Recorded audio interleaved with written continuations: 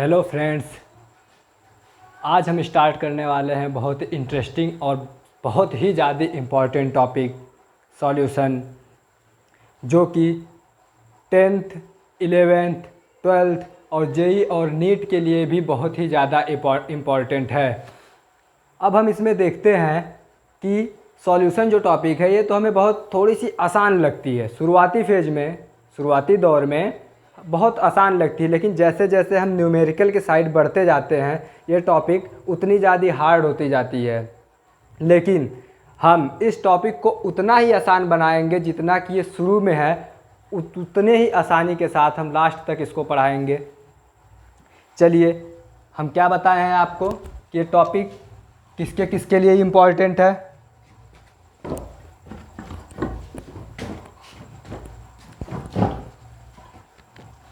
ये topic important है 10th वालों के लिए, 12th वालों के लिए और किसके लिए, जेईई और नीट। टॉपिक का क्या नाम है,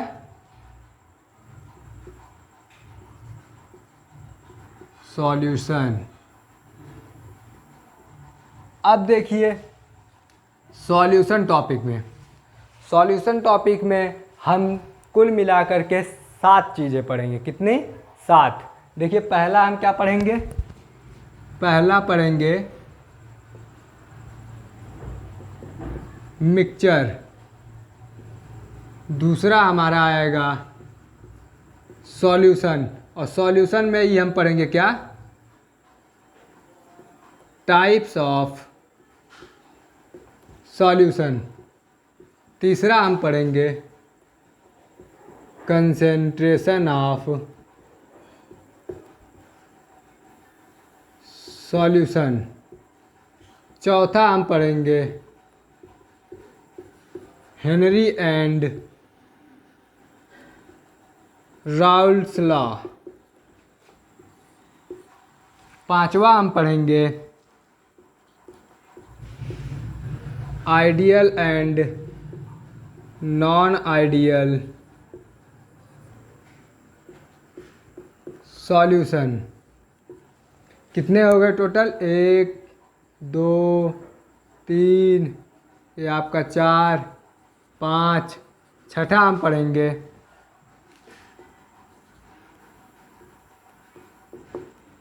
deviation of Raoult's law from real solution. Real solution का जो डेविएशन होता है राउल्स लॉ के साथ, हम उसको पढ़ेंगे 6वें नंबर पे। 7वें नंबर पे हम क्या पढ़ेंगे, कॉलीगेटिव प्रॉपर्टी। हम क्या बताए हैं कि इसमें सॉल्यूशन में हमें टोटल कितनी टॉपिकें पढ़नी है, 7 टॉपिकें पढ़नी है। पहला हमें क्या पढ़ना है, मिक्सचर पढ़ना है। दूसरा पढ़ना है सॉल्यूशन। सॉल्यूशन में ही हम पढ़ेंगे किसको, टाइप्स ऑफ सॉल्यूशन को पढ़ेंगे। तीसरा हमें पढ़ना है कंसंट्रेशन ऑफ सॉल्यूशन। चौथा हमें पढ़ना है Henry law and Raoult's law. पांचवा हमें पढ़ना है difference between ideal and non ideal solution. छठा हमें पढ़ना है deviation of Raoult's law from real solution. और 7वां हमें पढ़ना है कॉलीगेटिव प्रॉपर्टी, जिसमें से हम स्टार्ट करते हैं अपना पहला टॉपिक, क्या, mixture.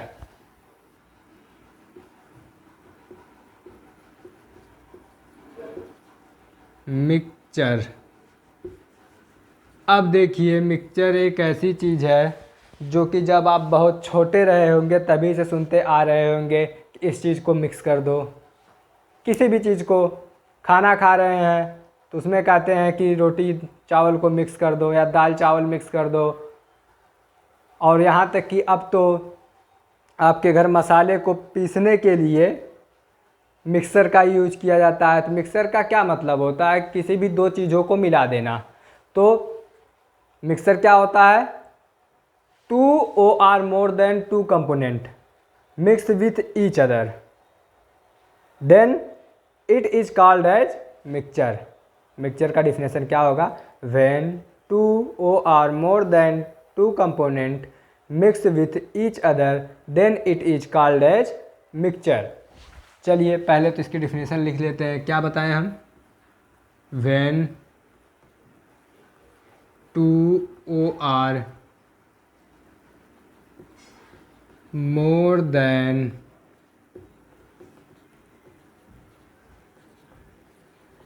two substances mix with each other then it is called as mixture।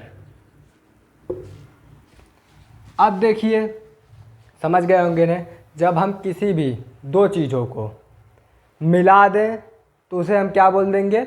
Mixture बोल देंगे। सीधा सीधा कुछ भी उठा लो तुम, चीनी पानी को मिला दो मिक्सचर हो गया, बालू को धूल में मिला दो मिक्सचर हो गया, कुछ भी कर दो, किसी भी दो सब्सटेंस को मिला दो तो क्या बन जाएगा? आपका मिक्सचर बन जाएगा। अब चलिए देखते हैं कि मिक्सचर के टाइप कितने होते हैं। तो मिक्सचर कितने टाइप के होते हैं? दो टाइप के होते हैं। पहला आपका होता है हेट्रोजेनियस मिक्सचर और दूसरा आपका होता है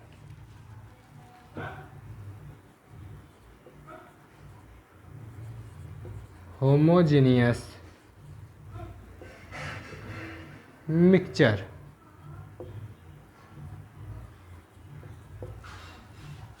समझ गए? मिक्सचर हम कितने टाइप के बताएं? दो टाइप के बताएं, जिसमें से पहला हमारा है हेट्रोजेनियस मिक्सचर, दूसरा हमारा कौन सा है? Homogeneous mixture.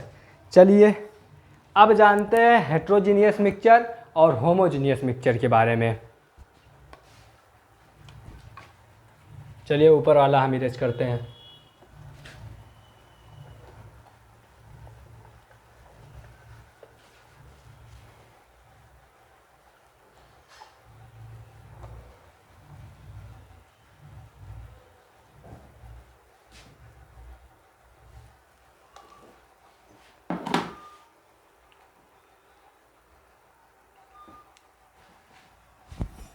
मिक्सचर कितने टाइप का बताएं? मिक्सचर हम कितने टाइप का बताएं? दो टाइप का। पहला आपका क्या है? हेट्रोजेनियस। दूसरा आपका क्या है? Homogeneous mixture.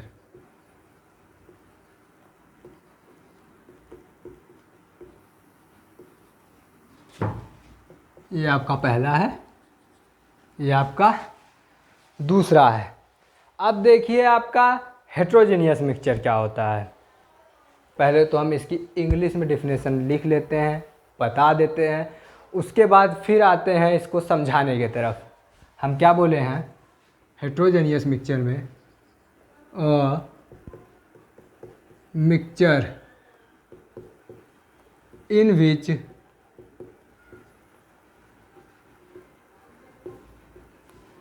composition and properties are not uniform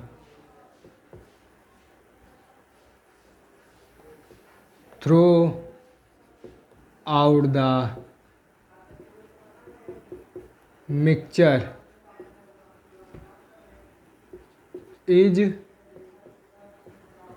known as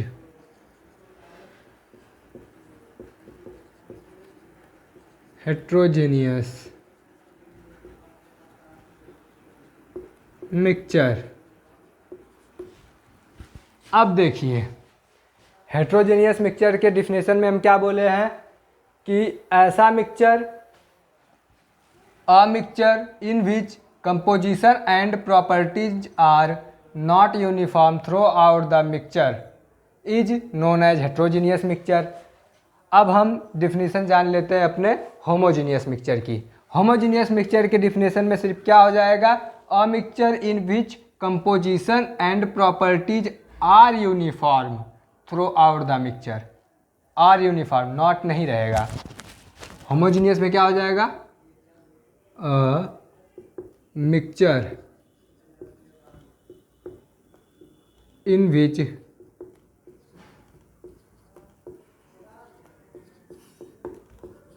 composition and properties are uniform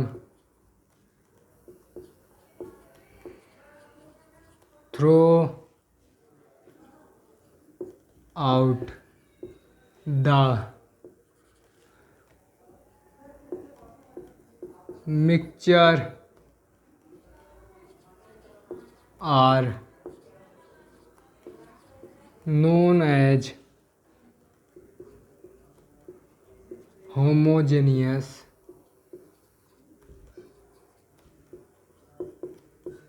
mixture. अभी तक हम क्या किए हैं, डिफिनीसन जान लिए हैं, वो भी किस में, इंग्लिश में। बस ऐसे डिफिनीसन लिख दिए, इसमें हेट्रोजीनियस मिक्सचर के बारे में लिख दिए, होमोजीनियस मिक्सचर के बारे में लिख दिए, बता भी दिए कि क्या होता है, लेकिन इंग्लिश में बताएं। अब आइए हम समझाते हैं कि इन एक्चुअल हेट्रोजीनियस मिक्सचर क्या है और इन एक्चुअल होमोजीनियस मिक्सचर क्या है। देखिए, हेट्रोजीनियस मिक्सचर, हेट्रोजीनियस मिक्सचर क्या बताता है कि हम ऐसा मिक्सचर तैयार करें, ऐसा मिक्सचर तैयार करें जिसमें कि उसका जो कंपोजिशन हो और उसकी जो प्रॉपर्टी हो वो पूरे मिक्सचर में एक जैसी ना हो, पूरे मिक्सचर में एक जैसी ना हो। दो ही चीज़ सिर्फ इसमें इम्पॉर्टेंट है। क्या है, क्या इम्पॉर्टेंट है? पहली इम्पॉर्टेंट चीज़ है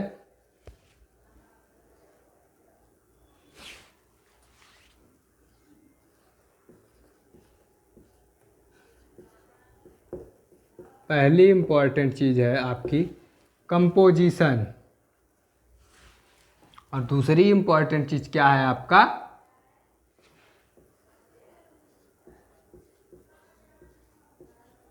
प्रॉपर्टीज। चलिए अब जानते हैं कि ये है क्या, इन एक्चुअली है क्या। देखिए,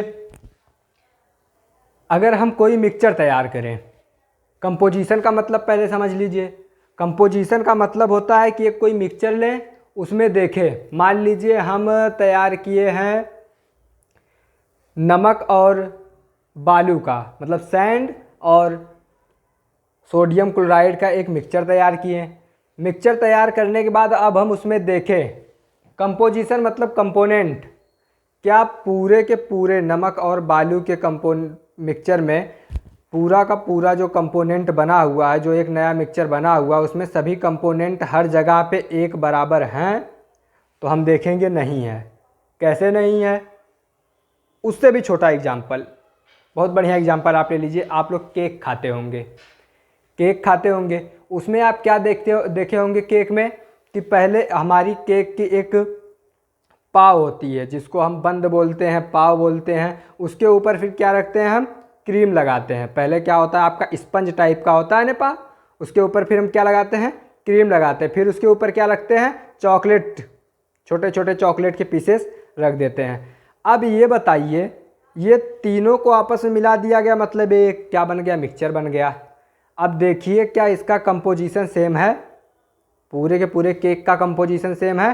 तो आप देखेंगे नहीं। कंपोजिशन का मतलब हम क्या बता रहे हैं कि ये तीनों चीज़, चॉकलेट, क्रीम और जो आपका स्पंज टाइप का पाव है, ये तीनों चीज़ एक दूसरे में कुछ इस तरह से मिली होनी चाहिए, इस तरह से मिली होनी चाहिए कि इन सबको अलग करना आसान हो ही ना, हम अलग कर ही ना पाएँ। लेकिन यहाँ पर हम क्या कर सकते हैं, ऊपर से एक पीस चॉकलेट को अलग उठा सकते हैं, उसके बाद फिर क्या क्रीम को अलग से उठा सकते हैं, और जो आपका स्पंज टाइप का केक होता है जिसको हम पाव बोल रहे हैं, उसको अलग से निकाल सकते हैं। मतलब कि इसका कंपोजिशन जो है वो पूरे के पूरे केक में यूनिफॉर्म नहीं है। यूनिफॉर्म मतलब एक तरह से नहीं है, अलग अलग है। प्रॉपर्टी में आ जाइए। प्रॉपर्टी क्या होती है? अब देखिए प्रॉपर्टी, जब हम चॉकलेट उठाकर खाएंगे तो कुछ अलग उसका टेस्ट होगा, क्रीम का टेस्ट अलग होगा, और जो बंद होगा उसका टेस्ट अलग होगा। प्रॉपर्टी का क्या मतलब होता है कि जो पूरा मिक्सचर बना है, प्रॉपर्टी हम किससे वो करते हैं कि उसका टेस्ट एक जैसा होना चाहिए, उसकी क्वालिटी एक जैसी होनी चाहिए। तो वो क्या होता है कि उसकी प्रॉपर्टी जो है वो यूनिफॉर्म होती है, यानी कि उसकी प्रॉपर्टी पूरे के पूरे मिक्सचर में एक जैसी होती है। लेकिन यहाँ पर क्या, चॉकलेट का टेस्ट अलग है, क्रीम का टेस्ट अलग है, और आपका जो बंद है या फिर जो आप जिसको स्पंज बोल रहे हैं, स्पंज पाव, उसका टेस्ट अलग है। तो इससे हम क्या कंफर्म कर लिए कि जो केक आपका है वो क्या है, एक हेट्रोजीनियस मिक्सचर है। समझ गए कि नहीं? अब देखिए इसमें एग्जाम्पल ले लीजिए। एग्जाम्पल में आपका क्या आ जाएगा? पहला तो अर्थ, मतलब जो आपकी पृथ्वी है।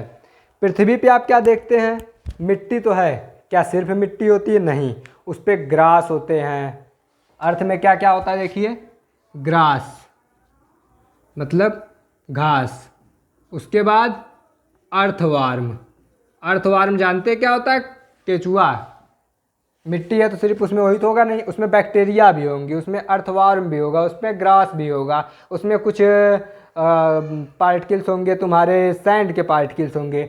ये सब मिल करके क्या बनता है? अर्थ बनता है। लेकिन क्या हर एक जगह पे ग्रास पाई जाती है अर्थ पे? नहीं पाई जाती, नहीं। हर एक जगह पे अर्थवार्म मतलब केचुआ पाया जाता है? नहीं।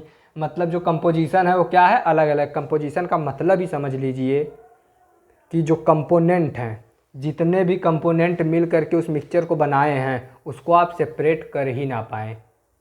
कर कब नहीं पाएंगे? जब वो एक दूसरे से इस तरह से मिल जाएंगे, इस तरह से मिल जाएंगे कि हम उसको अलग ही ना कर पाएँ, अलग दिखे ही ना हो। यहाँ पर तो सब कुछ अलग दिख रहा है, ग्रास अलग दिखेगा, अर्थवार्म अलग दिखेगा। तो मतलब अर्थ आपका क्या हो गया? हेट्रोजीनियस मिक्सचर हो गया। दूसरा देखिए क्या है, फर्स्ट एग्जाम्पल। दूसरा एग्जाम्पल आपका क्या है? स्मोक। स्मोक भी क्या होता है? धुआं। धुआं में आपका क्या होता है ये भी देख लीजिए। धुआं अगर आप ध्यान दिए होंगे तो उसमें एयर होती है। पहली बात तो धुआं जो होता है उसमें एयर होती है, एक हवा की तरह उड़ता है। और ठंड के समय में आप जब आग वगैरह जलाते हैं तो पुआल जानते होंगे, जो पुआल या फिर कोई भी लकड़ी जलाते हैं तो जब उड़ना स्टार्ट होती है तो उसमें देखते होंगे राख की बहुत छोटे छोटे पार्टिकल्स उड़ते रहते हैं। मतलब जो आपका ये धुआं है वो किस किस चीज़ से मिलकर बना है? राख से मिलकर बना है, हवा से मिलकर बना है। लेकिन इन दोनों का जो कंपोजिशन है वो एक जैसा नहीं है, और प्रॉपर्टी भी दोनों की अलग होगी। धुएं की जो उसमें डस्ट पार्टिकल है, मतलब राख की जो पार्टिकल, उसकी प्रॉपर्टी अलग होगी, और जो एयर है उसकी प्रॉपर्टी अलग होगी। इसमें आ जाइए होमोजीनियस मिक्सचर में। होमोजीनियस मिक्सचर में हम क्या देखते हैं कि इसमें जो कंपोजिशन है, कंपोजिशन और प्रॉपर्टी, ये दोनों का दोनों क्या होता है? यूनिफॉर्म होता है। यूनिफॉर्म का मतलब थ्रू आउट द मिक्सचर, पूरे के पूरे मिक्सचर में ये यूनिफॉर्म होता है। यूनिफॉर्म का मतलब क्या होता है कि जो इसका कंपोजिशन है वो भी पूरे मिक्सचर में एक जैसा होगा, कहीं पर भी कंपोजिशन उसका अलग नहीं होगा। प्रॉपर्टी जो है पूरे मिक्सचर की प्रॉपर्टी अलग होगी। जैसे देखिए चीनी, पानी और चाय पत्ती को मिला करके हम क्या बनाते हैं? चाय बनाते हैं। अब चाय बनाकर छान लीजिए। अब वो छानी गई जो चाय होती है वो आपका क्या होता है? होमोजीनियस मिक्सचर होता है। कैसे? क्योंकि अब क्या आप उसमें उसके कंपोजिशन को क्या क्या मिलकर कंपोजिशन बना रहे हैं? कंपोनेंट में क्या क्या आप डाले हैं? चीनी डाले हैं, पानी डाले हैं, चाय पत्ती डाले हैं, अदरक वगैरह, उन सबको मिला करके तब जा करके क्या बनी है? चाय बनी है। छान लिए, छानने के बाद वो क्या है? होमोजीनियस मिक्सचर बना है। क्या आप अलग से उसमें से अदरक निकाल सकते हैं? नहीं निकाल सकते। चीनी निकाल सकते हैं? नहीं निकाल सकते। पानी को अलग कर सकते हैं? नहीं। यहाँ तक दूध भी डालें उसको भी अलग नहीं कर सकते हैं। तो मतलब कंपोजिशन क्या है? पूरे के पूरे मिक्सचर में कंपोजिशन सेम है। अब प्रॉपर्टी में आ जाइए। प्रॉपर्टी क्या है? चाय का टेस्ट, जो चाय का टेस्ट होता है, चाय का जो टेस्ट है उस पे ध्यान दीजिए। वो मान लीजिए चाय का टेस्ट आपका मीठा है। अब एक बार आप एक घूंट चाय पीजिए, उसका टेस्ट जैसा होगा, दूसरा घूंट जो पिएंगे वैसा ही दूसरे घूंट का भी टेस्ट होगा, तीसरा घूंट जो पिएंगे तीसरे घूंट का, मतलब जितने चस्का लेंगे आप चाय का टेस्ट आपका बदलेगा नहीं। मतलब कि पूरा का पूरा जो चाय है वो आपकी कैसी है, होमोजीनियस मिक्सचर है। क्यों? क्योंकि उसमें उसकी कंपोजिशन और उसकी प्रॉपर्टी जो है वो थ्रू आउट द मिक्सचर क्या है, सेम है। समझ गए ना? अब देखिए इसमें आप कई चीज़ें ले सकते हैं। और आप यहाँ पर ले लीजिए NaCl प्लस H2O का मिक्सचर, दूसरा शुगर प्लस H2O का मिक्सचर, तीसरा मिल्क एंड वाटर का मिक्सचर। ये भी ना पानी मिलाकर लाते हैं, क्या पानी को अलग आप कर पाते हैं? नहीं कर पाते। टेस्ट भी यहाँ तक आप अलग नहीं कर पाते हैं, तो मतलब प्रॉपर्टी सेम है। अब देखिए अभी तक तो हम कंपोजिशन और प्रॉपर्टी की बात कर ली है इन दोनों में। दूसरी बात देखिए, हेट्रोजीनियस मिक्सचर में एक चीज़ और हमें देखने को मिलेगी कि ये यहाँ पर जो फेजेज होते हैं, फेज का मतलब क्या होता है? फेज का मतलब क्या होता है आपका कि जो कंपोनेंट आपके हैं वो कितने हैं हेट्रोजीनियस मिक्सचर में। हेट्रोजीनियस मिक्सचर में आपके जो कंपोनेंट हैं, कंपोनेंट को हम क्या बोल दिए, फेज बोल दिए। ये 2 भी हो सकता है, OR मेनी भी हो सकता है। अब पूछेंगे आप ये कैसे? फेज का मतलब हम क्या बोले, कंपोनेंट बोले। अब हम सैंड, डस्ट, वाटर, इन सबको एक में मिला दिए, इन सबको एक में मिला दिए। अब आप लोग सोचिए कि क्या ये तीनों एक दूसरे में मिल करके एक जैसे हो गए? नहीं हुए। जब एक जैसे नहीं हुए तो सब के सब अलग अलग दिखेंगे। इन सबको हम अलग अलग फेज मान लेते हैं। जैसे मान लीजिए ये आपका कोई एक फ्लास्क है, इसमें आप क्या क्या मिलाएं? पानी है, और क्या मिला दिए गोल गोल, ये राउंड राउंड सा जो है वो डस्ट है। ये दोनों दिख रहा है ना, तो वाटर अलग से दिख रहा है तो एक ये फेज हो जाएगा। ये डस्ट अलग से दिख रहा है, एक फेज ये हो जाएगा। मतलब कि जब भी हम हेट्रोजीनियस मिक्सचर बनाएंगे इसमें 2 फेज अलग अलग आपको दिखेंगे, तो ये या तो 2 फेज का हो जाएगा। तो फेज कितने हो गए? 2 हो गए। लेकिन अगर इसी में आप वाटर, ये आपके डस्ट, प्लस आप इसी में कुछ ऐसे ऐसे ऐसे ऐसे ये सैंड मिला दीजिए, बालू, ये आपका क्या हो गया? सैंड हो गया। अब बताइए, अब वाटर आपको अलग दिखेगा, डस्ट आपको अलग दिखेगी, सैंड आपको अलग दिखेगा, कितने फेजेज हो गए? फेज हो गए। जितने कंपोनेंट आपको अलग अलग दिख रहे हैं उतने फेज हो रहे हैं, तो कितने फेज हो गए? 3 फेज हो गए। इसी तरह से आप चाहे जितना मिलाते जाएंगे, इसीलिए मेनी लिख दिए, या तो 2 या तो मेनी, क्योंकि एक हो जाएगा तो आपका मिक्सचर होगा ही नहीं। अगर एक फेज सिर्फ पानी लेंगे, सिर्फ एक कंपोनेंट लेंगे, क्या कोई मिक्सचर है? मिक्सचर नहीं है, तो आप फेज की बात ही नहीं करेंगे। या तो 2 फेज होगा या तो मेनी फेज होगा। लेकिन होमोजीनियस मिक्सचर में आइए, यहाँ पर हमेशा क्या होगा? फेज जो होगा वो आपका सिंगल फेज होगा। अब आप सोचिए सिंगल फेज कैसे होगा? सिंगल फेज कैसे होगा? क्योंकि जब हम चाय को बनाए थे, अभी चाय का ही एग्जांपल लिए थे, जब हम चाय को बनाए थे, क्या चाय में आप चीनी अलग देख पा रहे थे, दूध अलग देख पा रहे थे, पानी अलग देख पा रहे थे? नहीं ना। जब तीनों को अलग नहीं देख पा रहे थे, मतलब वो क्या हो जाएगा?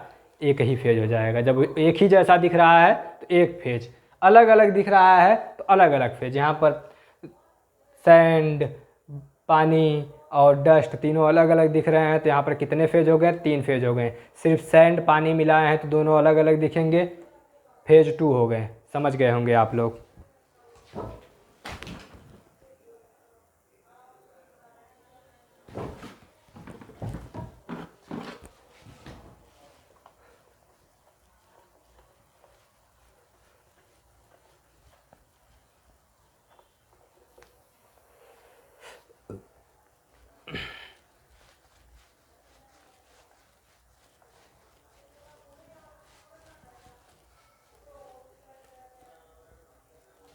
अब चलिए तीसरी चीज़ आते हैं, हम मिक्सचर की कुछ स्टोरी जान लेते हैं। इसके बारे में हम क्या जानेंगे, स्टोरी जानेंगे। अब देखिए मिक्सचर की स्टोरी अब हम लोग पढ़ने चल रहे हैं। इसमें जानिए कि हमारे लाइफ में ज़्यादा से ज़्यादा चीज़ें हमें किस फॉर्म में मिलती हैं, मिक्स फॉर्म में मिलती हैं। प्योर फॉर्म में बहुत ही कम चीज़ें होती हैं जो मिलती हैं।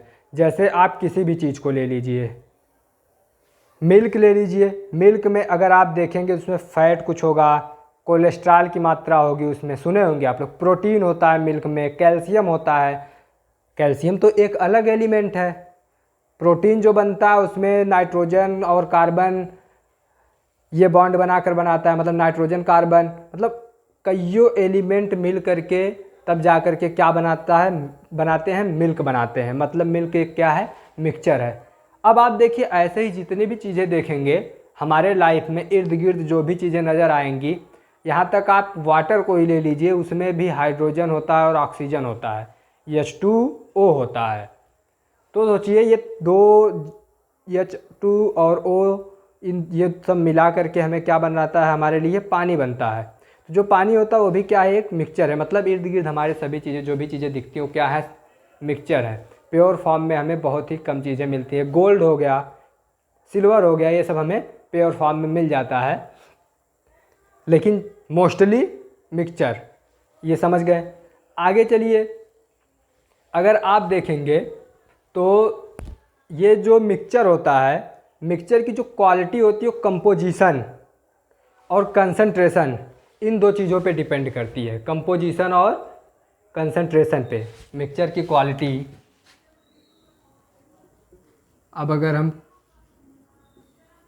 क्वालिटी की बात करें, मिक्सचर की क्वालिटी की बात करें तो किस पे डिपेंड करती है। पहला कंपोजिशन,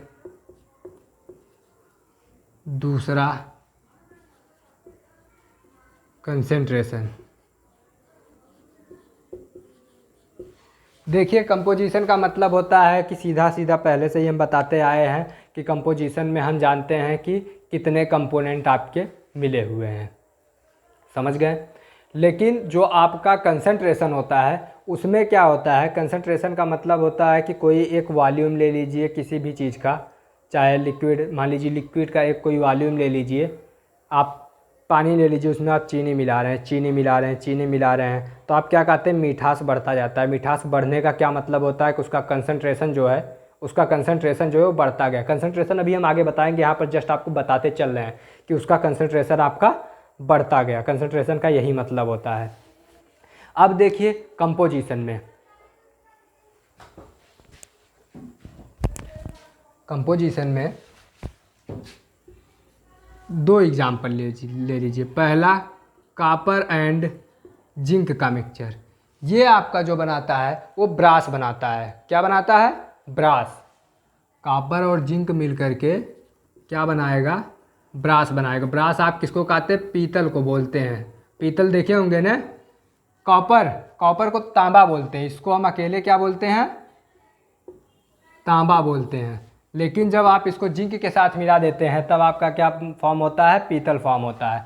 लेकिन देखिए देखिए कंपोजिशन बदलने के साथ साथ कैसे आपके मिक्सचर की क्वालिटी बदल जा रही है। क्वालिटी देखिए कैसे बदल रही है। अब हम मिक्सचर ले लिए किसका, Cu एंड टिन का, Sn। ये आपका क्या बनाएगा, ब्रॉन्ज बनाएगा। ब्रॉन्ज क्या होता है, कांस्य होता है। कांस्य का आप लोग घर पे पूछिएगा, जो कांस होता है, कांस्य, ये इसका बर्तन मिलता है मार्केट में। लेकिन देखिए पीतल और इसमें ज़्यादा कुछ डिफरेंस नहीं है। डिफरेंस सिर्फ किसका हुआ, यहाँ पर आप जिंक मिला, यहाँ पर आप क्या मिला दिए, टिन मिला दिए।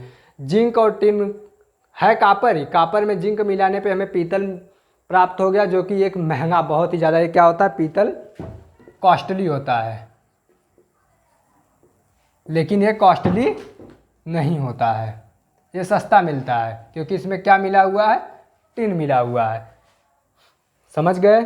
कंपोजिशन बदलने के साथ साथ, कंपोजिशन मतलब कंपोनेंट बदलने के साथ साथ जो आपका मिक्सचर होता है उसकी क्वालिटी बदल जाती है, क्योंकि हम क्वालिटी में देख रहे हैं मिक्सचर की। दूसरा देखिए कंसंट्रेशन पे आ जाइए। अब कंसंट्रेशन पे अगर हम ध्यान दें तो कंसंट्रेशन में हम आपको बता रहे हैं फ्लोराइड आयन के बारे में। अगर 1.00, ये 00 ना लिखे तब भी कोई दिक्कत नहीं, बस लिख रहे हैं हम ppm।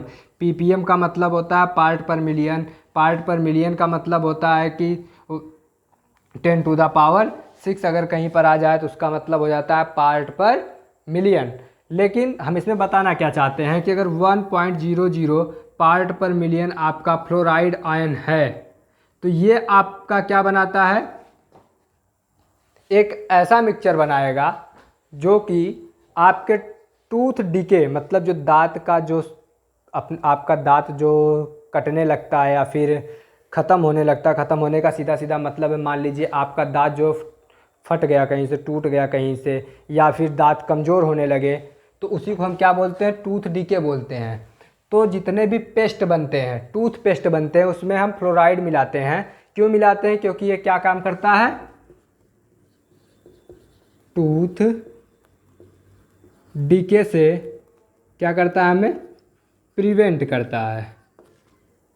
Prevention of tooth decay का काम करता है। अगर कितना कंसंट्रेशन है, 1.00 ppm कंसंट्रेशन है। लेकिन जैसे ही आपका कंसंट्रेशन 1.5 ppm हो गया फ्लोराइड का, ये तुरंत क्या बना लेगा, एक पॉइजन फॉर्म करेगा। और ये पॉइजन जो होता है ये क्या करता है, रैट किलिंग के काम में आता है। मतलब जो चूहे मारने वाली आप दवा खरीद के लाते हैं उसमें जनरली क्या पाया जाता है, फ्लोराइड पाया जाता है। लेकिन उसका कंसंट्रेशन कितना होता है, 1.5 ppm होता है। समझ गए, देखिए कितना ज़्यादा सॉल्यूशन कितना इंपॉर्टेंट होता जा रहा है। सिर्फ और सिर्फ मिक्सचर में अगर हम मिक्सचर की क्वालिटी देखने चले तो कंपोजिशन चेंज होने की वजह से पूरा मिक्सचर का क्वालिटी चेंज हो जा रहा है। कोई ये कॉस्टली होने के साथ साथ इसका जो स्ट्रेंथ होता है, स्ट्रेंथ वो भी काफ़ी ज़्यादा स्ट्रांग होता है, लेकिन ये सस्ता भी है और इसका स्ट्रेंथ भी काफ़ी ज़्यादा कम है। और यहाँ कंसंट्रेशन देखिए, कंसंट्रेशन सिर्फ कितना 0.5 ppm में, 0.5 ppm में बढ़ा है। ये जहाँ पर हमारे दांत की रक्षा करता था ख़त्म होने से, टूटने से, वहीं पर क्या करने लगा, चूहे को मारने का काम करने लगा। और ये भी जान लीजिए ये जो पॉइजन बनता है इससे सिर्फ चूहा ही नहीं मरते, इससे इंसान भी मरते हैं। आप लोग सुने होंगे कईयों डेथ रैट पॉइजन इनहेल करने की वजह से हुई है। आज की हम टॉपिक यहीं पर ख़त्म करते हैं। आगे हमारा क्या चलेगा, सॉल्यूशन चलेगा, दूसरा टॉपिक चलेगा सॉल्यूशन को हम कल पढ़ाएंगे। अगर आप लोगों को ये वीडियो अच्छा लगा हो तो लाइक करिए, शेयर करिए, सब्सक्राइब करिए। धन्यवाद।